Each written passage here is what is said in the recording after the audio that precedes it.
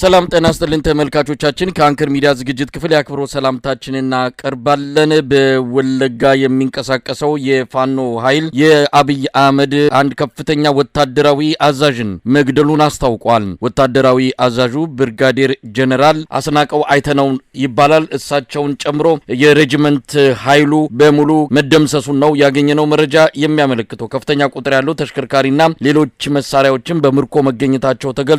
በወለጋ የሚንቀሳቀሰው የፋኖ ኃይል ሰሞኑንም በበርካታ አካባቢዎች ያገዛዙ ሰራዊት ላይ ከፍተኛ ኪሳራ ያደረሱ ጥቃቶችን ፈጽመዋል። በቀጠናው የአንሻ ሰይድ እዝ የህዝብ ግንኙነት ክፍል ኃላፊ ዲያቆን ክንዱ አሸናፊን መስመር ላይ አግኝቻለሁ። ጤና ይስጥልኝ ዲያቆን ክንዱ።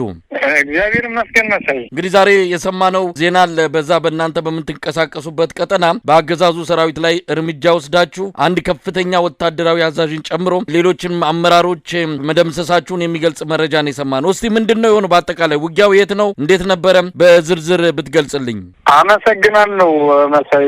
ይሄ አውደ ውጊያ የተፈጸመው በትናንትናው ዕለት ማለትም በቀን 16 መነሻውን ጅማ አካባቢ አድርጎ ነቀምትን፣ ምዕራብ ወለጋን፣ ምስራቅ ወለጋን፣ ቄለም ወለጋን እና ሆሮ ጉዱሩ ወለጋን እንዳጠቃላይ እዛ አካባቢ ያለን የአማራ ተወላጅን ሲዘርፍና ሲቀጥፍ የነበረ በሙስና የተዘፈቀ አመራር ነው እዚህ ውስጥ ያለው ጠቅለል ለማድረግ። ስለዚህ የማዕከላዊ እዝ አዛዥ ጀነራል ዘውዱ ጨምሮ ጠቅላላ እዚህ ውስጥ ያሉ አመራሮች በሙስናና በሰው ገንዘብ ነው እየተንቀሳቀሱ ያሉት። ያንን ገንዘብ በመቀበል ንጹሐን ዜጋን በማፈናቀል አንደኛ ደረጃ ላይ የተቀመጡ 101ኛ ኮር በብርጋዴር ጀነራል ደስታ የምትመራው እርሷ እንግዲህ በሶስቱም ቀጠና አካባቢ 3 ክፍለ ጦሮች ያስተማርታ ማህበረሰባችን ላይ ከባድ የተባለ ሰቆቃና መከራ የምትፈጽም ናት። ያንን ለማየት እዛ አካባቢ የሚፈጸመውን ግፍና መከራ በዋናነት እያዘዘና እየተንቀሳቀሰ በየክፍለ ጦሮች በኮሮች ይሄ ሰውዬ ነው ጠቅለል ለማድረግ ስራውን የሚሰራው ማለት ነው። እና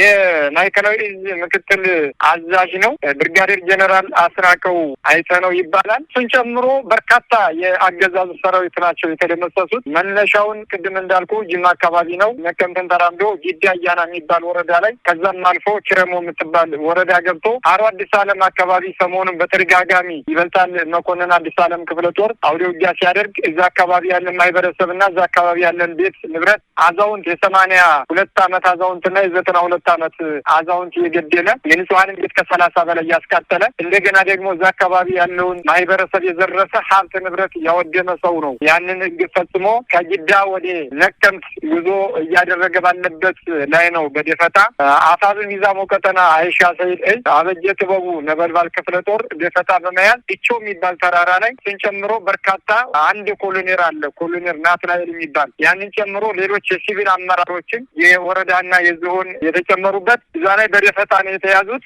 በደፈጣ ነው እንግዲህ ጥቃት ተፈጽሞ ከወዲያኛው ይሸኝ የቻለው። እሱ ጋር ያለ አካል የጠላት ኃይል ሙሉ በሙሉ የተደመሰሰበት፣ አንድ መኪና ላይ ያለው ሙሉ በሙሉ የተደመሰሰበት፣ አንዷ መኪና ላይ ደግሞ ጥይት ጭኖ ሲሄድ የነበረ ጥይቱ ሙሉ በሙሉ እስካስቃጥለው የተማረከበት፣ በርካታ ጥርጥር መሳሪያዎች የተማረኩበት፣ ድብሬንን ጨምሮ የተማረከበት ሁኔታ ነው ያለው። ሌላው በእጅ የተያዙ ምርኮኞችም አሉ። እሱን ደግሞ ነገ በቪዲዮ የምናወጣው ይሆናል። የኮኔክሽን ማጠር እና የተለያዩ ነገሮች ናቸው እንትን ያደረጉን። እነሱን ምርኮኞችን አውጥተን በይፋ ለህዝባችን ደስታ የምናበስርበት ነው የሚሆነው። ምክንያቱም እዚህ ውስጥ ያለ ማህበረሰብ ጠቅላላ እየተዘረፈና እየተከተፈ ያለው በእነዚህ ጀነራሎች ስለሆነ ይህ ብርጋዴር ጀነራል አስናቀው የሚባል ጠላት መንደር 4 የሚባል ቦታ ላይ፣ አንድ ወደ የሚባል ቦታ ላይ፣ ጉትን የሚባል ቦታ ላይ፣ ሉገና የሚባል ቦታ ላይ፣ የተለያዩ ቦታዎች አሮ አዲስ ዓለም የምትባል ቦታ ላይ፣ የአርቱ ጃርዴጋ የሚባል አካባቢ፣ በተመሳሳይ አሞሮ ላይ ማህበረሰቡን እየሰበሰበ ምንድነው የሚለው የፍርሃት መንፈስ አለበት። ከበፊት እኛ ላይ መጥቶ ፋኖ አንድ ጥይት ከተኮሰ እናንተ ሙሉ ነው የምናቃጥላችሁ እያለ ሲፎክር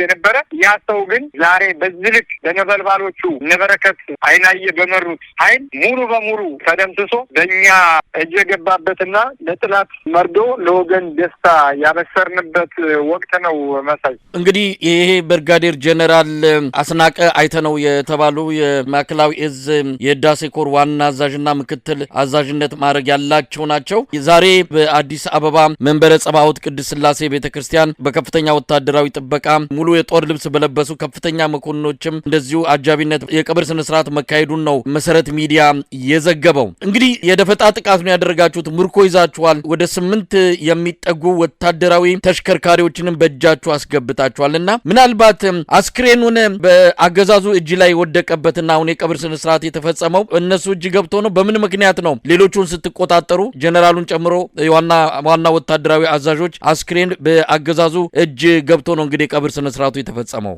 ያ የሆነበት እንደሚታወቀው ፋኖ አሁን እየተዋጋ ያለ የጎረላ ውጊያ ነው፣ የደፈጣ ውጊያ ነው። የእነሱን ርዕሳ እኛ ለቅመን የምንወስድበት ምንም አይነት ማህበረሰብ የሌለበት ኃይለኛ ተራራማ ቦታ ላይ ጫካ ቦታ ላይ ነው ይሄ ጥቃት የተፈጸመው። ስለዚህ እኛ ማጥቃት ያለብንና መስራት ያለብንን ስራ ብቻ ነው እየሰራ ነው። የሚገርመው ነገር ብርጋዴር ጄኔራል መሆኑን ያወቅነው መታወቂያውን አውጥተን እታች አመተን ካየነው በኋላ ነው እንትኑን ያወቅነው ማለት ነው። ቅድም እንዳልከው 8 መኪና አይደለም 12 መኪናዎች በቁጥጥራችን ስር ነበሩ። ያው እንደሚታወቀው እዚህ አካባቢ በርካታ ወረዳዎች ላይ እንቅስቃሴ መንቀሳቀስ አይቻልም። ምክንያቱም ወደ ውስጥ ወደዛ እንንቀሳቀስበት ቦታ በጣም አስቸጋሪ ነውና ስለዚህ እኛ መኪናዎችም አብዛኛዎች የሲቪል ናቸው። ከማህበረሰቡ ላይ በግዳጅ ተይዘው የመጡ መኪናዎች ናቸው። ሲቪሎችን አልነካንም። ባለመኪናዎችን ማቃጠልና መምታት ያለብን መኪና ብቻ ነው ያቃጠልነው የመታ ነው ማለት ነው። ከዛን ውጭ ያለውን ግን የሲቪል መኪና ነው። በሲቪልነቱ ቀጥታ ተራምዶ እንዲሄድ ነው የፈቀድንለት። ማውረድ ያለብንን ሁሉንም አውርደናል። እነዛ በሲቪል የመጡ መኪናዎች ሄደዋል። ያ ሬሳ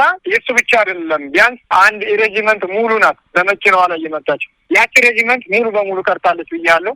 የቀሩት 3 ልጆች በፍጥነት በመስጠታቸው እነሱ ብቻ ናቸው የተረፉት። ከዛን ውጭ ግን እንዳጠቃላይ የእነሱን ሬሳኛ ይሄን የከሌረሳ ይሄን የከሌረሳ ብለን ጥቃት ከፈጸምን በኋላ ቦታውን በነገርኩህ ልክ ነው፣ ጫካ ነው። እዛ ጫካ ላይ ገብተን ለመኖርም አያስመኝም። ምክንያቱም የተሻለ ቦታ አይደለም። ለደፈጣዎች ለተለያዩ ነገሮች ብቻ ነው የሚሆነ። ይሄ ሰውዬ ማህበረሰቡን ጋፎ ሲመጣ እዛ ጫካ ላይ ነው የተገናኘ ነው። ተንጠራርቶብንም የሚገርመው ነገር በአንድ ሻለቃ ነው የመጣው። ስለዚህ ወለጋ ላይ ተደጋጋሚ ኃይለኛ ውጊያዎች እናደርጋለን። ለሚዲያ ፍጆታ ብዙ ማናቀርብ እስካሁን ከምንሰራቸው አኳያዎች ማለት ነው። አሁን ግን በርካታ ወጣቶችን እያሰለጠንን ያለ ነው። ማህበረሰባችንን ደግሞ እያነቃን ከፈጣሪ በታች ክንዱን አበርትቶ ካልተዋጋ የሚመረው እንደሌለ እያስረዳን ይህንን ሰውዬ በዛ ልክ ነው። እንግዲህ እንዳጠቃላይ እዛ ውስጥ ያሉ ኮሎኔል ናትናኤል የሚባልም አለ። የእዙ ምክትል አዛዥ ነው። የህዳሴ ኮር ዋና አዛዡ ብርጋዴር ጄኔራል ደስታ ይባላል። ምክትሉ ኮሎኔል አባይነን የሚባለው የ33ኛ ክፍለ ጦር የነበረ ዛሬ መሐመድ የሚባል የሚመራ ማለት ነው። ስለዚህ ይሄኛው ሰውዬ ግን መጀመሪያ የእዙ ደህንነት እና መረጃ ክፍል ነበረ። ከዚያ በዘንድሮ አመት ባለፈው ላይ ብርጋዴር ጄኔራልነት ማዕረግ ሲወስድ የእዙ ምክትል ነው እንዳጠቃላይ እየተንቀሳቀሰ ያለው። ስለዚህ በዛ ልክ ነው። ያንን እኛ መስራት ያለብንን ስራ ብቻ ነው ሰርተን የወጣ ነው ማለት ነው። ዲያቆን ክንዱ ግዛ ወለጋ ይሄን አይነት ትልቅ ወታደራዊ ጥቃት ከፈጸማችሁ በኋላ አገዛዙ ከፍተኛ ደረጃ ነው ብሽቀት ውስጥ የገባው። ምናልባትም ያጸፋ እርምጃ ለመውሰድ ኃይሉን አጠናክሮ ሊመጣ እንደሚችልም ነው ፍንጮች እየታዩ የሚገኙት። ቀላል ኪሳራ አይደለም። በዚህ ደረጃ ትልቅ አመራር የሆኑ ወታደራዊ አዛዦችን መማረክም መግደልም እየቻለ ያለው የፋኖ ኃይል ለአገዛዙ ትልቅ ራስ ምታት ሆኖበታል። ይሄ ምንን ያሳያል? ለእናንተና ለአካባቢው ላለው አጠቃላይ ወታደራዊ እንቅስቃሴያችሁ ምን ማለት ነው? የትላንቱ ድል ድል እንግዲህ ለሁሉም ማህበረሰብ ያው እንዳልኩ ንጹሐንን ሊያሰቃይ ይችላል። ሌሎችም ሊጎዳ ይችላል። ምንም ከፋኖነትም ከተለያዩ ከፖለቲካ ነጻ የሆኑ ሰዎች ላይ ነው አርሶ አደሮች ላይ ነው ጥቃት የሚፈጽመው። እስካሁንም እናውቀዋለን። እኛ ባለንበት ቦታ የፈለገውን 1000 ፈሳም አንድ ጎማ አይነፋም የሚባለው አባባል ነው እነሱ ላይ ያለው። አሁን በስነ ልቦና የወረደ ልቦና የተጠናከረ ሳይሆን በስነ ልቦና የወረደና የመጨረሻ አገዛዙ ወታደራል ብሎ ኮራበታለሁ ብሎ የሚያወራው ኃይል በፍጹም በሌብነትና በተለያዩ የተካነካ ፍቅር ከዛን ውጭ ግን ፊት ለፊት ቆሞ የመዋጋት አቅም የለውም። የፈለገውን ኃይል ሊያመጣ ይችላል። የፈለገውን ድሮንም የተለያዩ ነገሮች ሊያመጣ ይችላል። እኛ አይደንቀንም። ዛሬም ጀምሮታል። እኛ በዛ ልክ አይደለንም። እኛ ብሶት የወለደንን አልሞት ላይ ተጋዳዮች እስከሆነ ድረስ እስከ መጨረሻው 3-4 ሆነን የጀመርነው ትግል ዛሬ በርትቶ በዚህ ልክ አድርጎ አይደለም ጄኔራል አይደለም ይሄ ብርጋዴር ጄኔራሉን ዋነኛው ብርሃኑ ጁላን ለመያዝና አብይ አህመድን ለመያዝ ነቀምትም ሆነ ውጭ አካባቢ ተንቀሳቀሱ በተባለ ቁጥር ፋኖ በየቦታው እየተጠጋ የራሱን ስራ እየሰራ ነው። ስለዚህ እኛ ወለጋ ላይ የፈለገውን ኃይል ቢያመጣም እስካሁን ከነበረው በህዝባችን ላይ ከሚደርሰው መከራና ግፍ ስለማይበልጥ ምንም ቦታ አንሰጠውም። ለሱ በፈለገበት ደረጃ ይምጣ፣ እናስተናግደዋለን። ችግር የለብንም። ብሔር ብሔረሰብን በኩልነት የምናይ ፋኖች ነን። በዛ ልክ እስከሆነ ድረስ ኦሮሞም አማራውም አቅፎ በጋራ የምንንቀሳቀስ ለእውነተኛ ፍትህ የምንራመድ ነን። ያንን አላራምድም ብሎ የሚመጣን አካል ደግሞ ከመጨረሻ ድረስ ተጋፍተንና እስከ ወዲያኛው ለመሸኘት እኛ ዝግጁ ነን። በፈለገው አቅጣጫ ይምጣ። አንድ ይሄ ነው። ሁለተኛው ግን ማህበረሰባችን ሌላውም አካል በትልቅ ነገር ነው ያየው። ወለጋ ላይ ዛሞ ከተና ላይ ይህንን እንደዚህ ይደረጋል ተብሎ የማይገመትበት እንትን ላይ ነበር የነበረው። አሁን ግን ጀግና ልጆች እንዳሏቸው ጀግና ተዋጊ እንዳለ ከዚህም በላይ እስካሁን ካደረጉትም በላይ ለወደፊትም እንደሚያደርጉ ተስፋ የተጣለበትና በትልቅ ደስታ የተዋጠበት ሆኖ ነው የተገኘው። በተለይ በወታደሮቻችን ሌሎችም አካሎች በጣም በደስታ ተውጠው ህዝባችንን ነጻ እንደምንዋጣና ህዝባቸውን ነጻ ወጥተው በቅርብ ጊዜ ይህንን ስርዓት ገርስሰው ለህዝባቸው ሰላምን እንደሚያበስሩ እንደማይጠራጠሩ ነው እያዩት ያሉት። እኔም በተመሳሳይ በዛው ልክ ነው ይመስል። እንግዲህ አሁን ከጥቃቱ በኋላ ያለው ሁኔታ ምን ይመስላል? የአብይ አህመድ ሰራዊት ብቻ ሳይሆን የክልሉ ልዩ ኃይል ሌላም እንደዚሁ ታጣቂ ቡድኖች እንዳሉ ነው የሚነገረውና ከጥቃቱ በኋላ ያለው አጠቃላይ ሁኔታ ምን ይመስላል? ከጥቃቱ በኋላ ያለው አካሄድ እንደሚታወቀው ይህ ጥቃት ሳይፈጸም በፊት በየገጠሩ በየቀበሌዎች እየገባ እየዘረፈ እየከተፈ ነበር። አሁን ግን በዛሬው ዕለት ያየሁት ከትናንት ጀምሬ ያየሁት ምንድነው ሙሉ በሙሉ ግዳ አያና የሚባል ወረዳ አለ፣ ችረሞ የሚባል ወረዳ አለ፣ ኢቨንት የሚባል ወረዳ አለ። የተለያዩ ወረዳዎች አሉ። አንገር ጉትርን ጨምሮ ውጭን እንውሰድ፣ ሁላቸውም በአንድ እግራቸው ነው የቆሙት። እየተንቀጠቀጡ ነው። በተለይ ለጥላት መርዶ ነው ብያለሁ። ጥላት እያሸረገደ ነው ያለው። እንዴት አድርገን እንምታቸው፣ እንዴት አድርገን እንግደላቸው ሳይሆን አሁን እንዴት አድርገን እናምልጥ ነው። ጉትን፣ ጅዳ፣ ቺረሞ፣ ኢቨንቱ፣ ሆሮ ጉድሩ ዞን ሀገሬን ጎሮ አካባቢ ላይ ምንድነው እየተደረገ ያለው? ዛሬ ጓዝ እየጫኑ እየወጡ ነው ያሉት የብልጽግና ካድሬዎች ሙሉ በሙሉ ማለት ነው። ከየወረዳው በታንክ ታጅበው ነው እየወጡ ያሉት። ይሄ ማለት በእነሱ ከአሁን በስተኋላ እንደምናሸንፋቸው በቃ አምነዋል፣ ከወዲሁ አምነዋል። ከዛ ውጭ ግን መስመርና መስመሩን ብቻ ነው የሚሄደው። ወደ 30 ምናምን መኪና ገብቷል የአገዛዙ ሰራዊት። እሱ ኃይል ደግሞ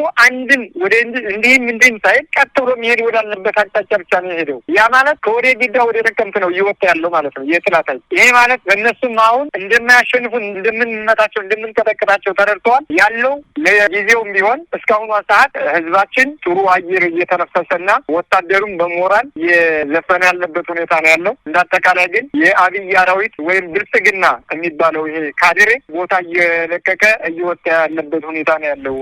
በወለጋ የፋኖ ኃይል ሲንቀሳቀስ በተለያዩ ወገኖች የሚቀርበው ስጋት አለ፣ ክስ የሚቀርብባቸዋል። በወለጋ በሚኖሩ የኦሮሞ ተወላጆች ላይ የፋኖ እዛ መኖር ስጋት እንደሆነ በመጥቀስ ክስ የሚያቀርቡ ወገኖች አሉ። ይህንን እንዴት ታዩታላችሁ? የኦሮሞ ተወላጅ የሆኑ ከእናንተ ጋር የሚኖሩ አብራችሁ ብዙ ነገር ያሳለፋችሁ አሁን እናንተም እንዲህ አይነት ወታደራዊ እንቅስቃሴ በማድረጋችሁ ስጋት ውስጥ ናቸው ማለት ይቻላል? እንዲህ አይነት ክስና ስሞታ ከተለያዩ ወገኖች ሲቀርብ እየሰማው ነው። እኛ ለኦሮሞ ማህበረሰብ ስጋት ሳንሆን ደስታ ነን። የኦሮሞ ማህበረሰብ እኛ ከጎኑ ቁመን ወይም ከጎናችን ቁሞ አብረን እየሰራን አብረን እየተባበር በመረጃም በተለያየ በሎጂስቲክም በተለያየ ነገር እያገዙን ያሉት። እንደ ምሳሌ ላንሳለህ። ገልጣን መኮንን አዲስ ዓለም ክፍለ ጦር አካባቢ የሚያስተዳድረው አብዛኛው ከ12ቱ ቀበሌዎች ሙሉ አብዛኛው 9ኙን እንበለው የኦሮሞ ተወላጆች ናቸው እየተዳደሩ ያሉት። እዛ አካባቢ ላይ ብትሄድ ኦሮሞም አማራውም ከፋኖ ጎን ቁሞ ከፋኖ ጋር ሆኖ ነው እየቀጠለ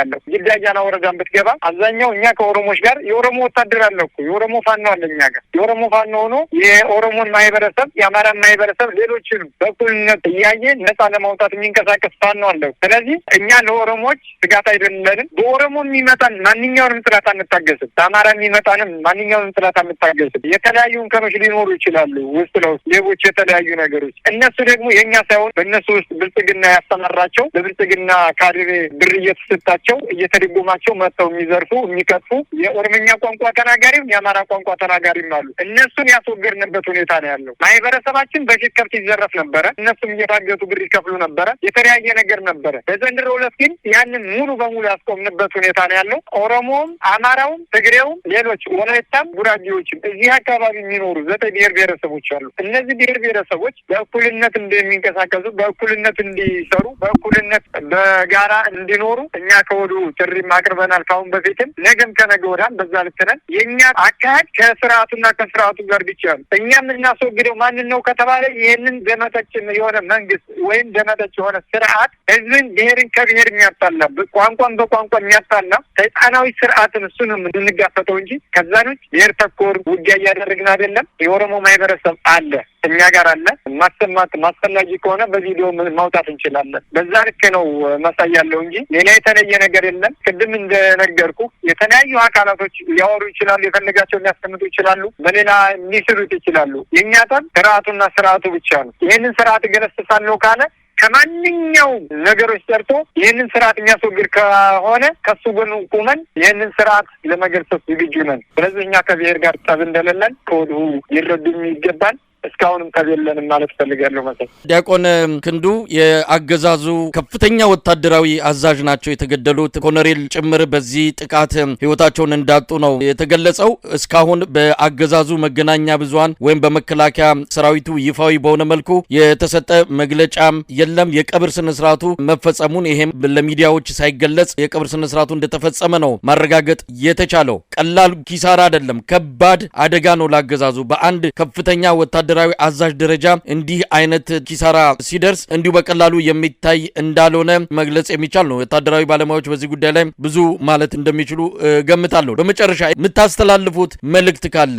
እንግዲህ የምናስተላልፈው መልእክት ካለ አንደኛ በአገዛዙ ውስጥ ያሉ መውጣት እየፈለጉ አልመቻቸው ብሎ የተለያዩ ቦታዎች የሚጠብቁ ወንድሞች እንዳሉ እናምናለን። እነዚህ ወንድሞች በአስፈላጊው ሰዓት፣ በየትኛውም ደቂቃ፣ በየትኛውም ሰከንድ ከአገዛዙ ወጥተው ወደ ማንኛውም የፋኖ አደረጃጀት መቀላቀል እንደሚችሉና ከፋኖ ጎን ቁመው ህዝባቸውን መታደግ እንዳለባቸው ጥሪ ማስተላለፍ እፈልጋለሁ። ሁለተኛ ኤርፔም ይሁን ጋቸና ሲርና ሌሎችም 7 አይነት የተደራጀ ኃይል ነው ያለው። እንደው መሳይ ቅድም ሳልናገር ቀረው እንጂ ኦሮሚያ ክልል ወንድ ልጅ ከአንድ ቤት ሁለት ሰው ተለቅሞ ልጅ የሌለው የ70 ዓመት አዛውንት በአስገድዶ መሳሪያ ሲታጠቁት ነው ያለውና እነሱም መቅጠን የማይፈልጉ አንድ ጥይት ሲተኮስ ገና መሳሪያ የሚሰጡ አካሎች ናቸው። እነዚህ ወገኖች ከወዲሁ ጥሪ ማስተላለፍ እንፈልገው ለዚህ ስርዓት ጋሻ መከታ ሆነው መጥተው ወደኛ የሚመጡ ከሆነ ማንኛውንም አካል አንታገዝም፣ በጥላትነት ስለፈረጅ ናቸው። ስለዚህ ከወዲሁ ግን ከዛ እንትን ወጥተው በነጻነት